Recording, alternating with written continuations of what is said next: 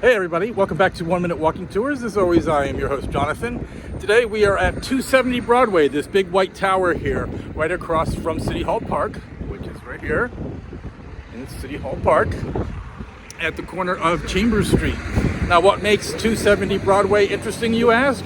Well, if you've ever wondered how the Manhattan Project got its name, that's because General Leslie Groves decided to name the project for the city it was first established in following Corps of Engineers custom. So 270 Broadway was the first home, believe it or not, of the Manhattan Project. So the atomic bomb is on its way being built here on Broadway in New York City.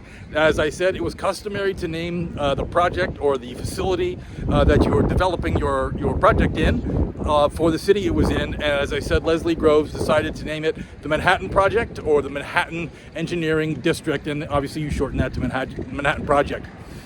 So this is where the Manhattan Project all started, and it was here for 2 years before it moves out to Los Alamos in New Mexico, and it also has its sister facility at Oak Ridge in Tennessee, Oak Ridge Nuclear Facility in Tennessee.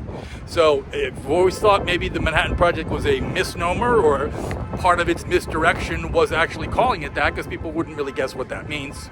That's how it got its name, and if you're ever walking on Broadway and right across from City Hall, you can look up and think, wow, that's where the atomic bomb got birthed, or started to get birthed, I guess, or born, either one.